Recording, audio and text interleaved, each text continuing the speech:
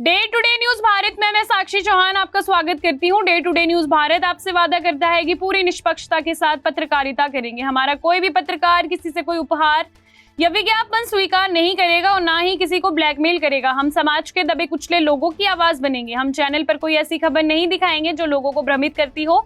साथ ही हम लोकतंत्र के चौथे स्तंभ को मजबूत करने की कोशिश करेंगे। चलिए बात कर लेते हैं खबर की। पूर्व मुख्यमंत्री जयराम ठाकुर ने नालागढ़ ब्लास्ट को प्रदेश की बिगड़ती कानून व्यवस्था का परिणाम बताया। सुक्खू सरकार पर फिरौती, गैंगस्टर संस्कृति और संविधान की अवहेलना का आरोप भी लगाया। हिमाचल प्रदेश के पूर्व मुख्यमंत्री और नेता प्रतिपक्ष जयराम ठाकुर ने ऊना में आयोजित पार्टी कार्यकर्ता सम्मेलन में भाग लिया। इस दौरान पार्टी नेताओं और कार्यकर्ताओं ने उनका गर्मजोशी से स्वागत किया। सम्मेलन के बाद जयराम ठाकुर ने कार्यकर्ता की बैठक की अध्यक्षता करते हुए पार्टी संगठन और प्रदेश की वर्तमान राजनीतिक स्थिति पर विस्तृत चर्चा की। उन्होंने पार्टी को मजबूत करने के लिए आवश्यक दिशा निर्देश और कार्यकर्ताओं को सुझाव भी दिए और साथ ही उन्होंने कार्यकर्ता के सुझाव सुने भी। इसके बाद आयोजित प्रेस कॉन्फ्रेंस में जयराम ठाकुर ने प्रदेश की कानून व्यवस्था को लेकर सुक्खू सरकार पर तीखा हमला बोला। उन्होंने हाल ही में नालागढ़ में हुए ब्लास्ट, जिसकी जिम्मेदारी बब्बर खालसा ने ली है, का जिक्र करते हुए ऊना में हुए 2 गोलीकांड और अन्य आपराधिक घटनाओं का भी हवाला दिया। पूर्व मुख्यमंत्री ने इन घटनाओं को बहुत चिंताजनक बताया। कांग्रेस के नेता संविधान खतरे में है, संविधान खतरे में है, संविधान की किताब लेकर के शब्द लेते रहे।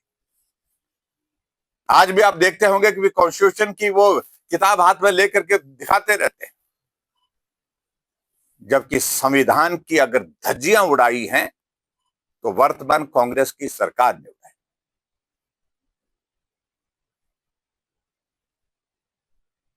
पंचायत के चुनाव इन दिनों में होने थे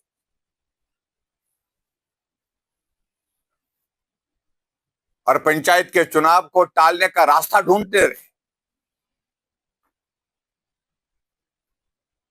फिर सलाह करने के बाद किसी ने बताया कि डिजास्टर आया है, डिजास्टर एक्ट के जो प्रावधान है उसके अंतर्गत हम पंचायत के चुनाव टाल सकते हैं।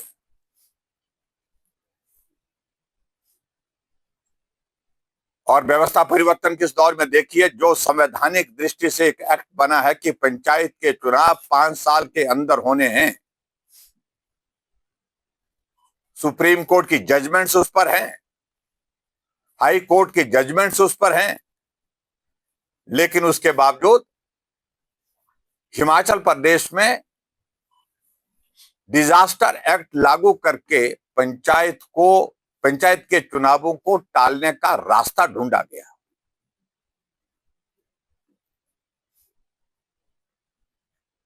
और रास्ता ढूंढने के पश्चात कहा कि इस वक्त हम हिमाचल प्रदेश में जो आपदा के कारण नुकसान हुआ है उस नुकसान की भरपाई के लिए काम कर रहे हैं।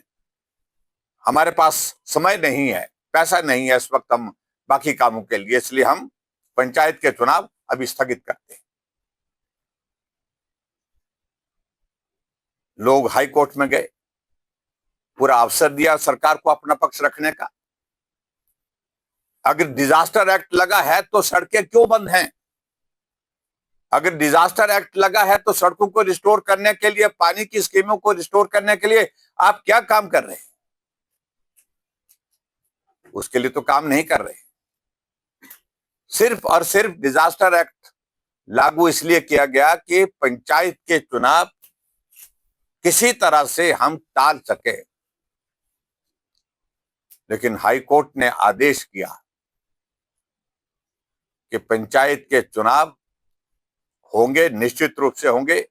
28 फरवरी तक आप सारी जो कोडल फॉर्मेलिटीज होती है, जिसमें डिलिमिटेशन है, जिसमें रिजर्वेशन का रोस्टर है, जिसमें आपका वोटर का जो है वो सत्यापन होना है, उन सारी प्रक्रिया को पूरा करें और उसके बाद 30 अप्रैल से पहले हिमाचल प्रदेश में पंचायत के चुनाव करवाएं।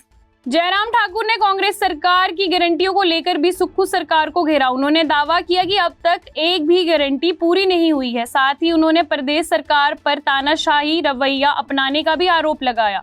पंचायत चुनाव रुकवाने के लिए डिजास्टर एक्ट का दुरुपयोग किया गया। इन मामलों को हाई कोर्ट में फिलहाल के लिए भेजा गया है।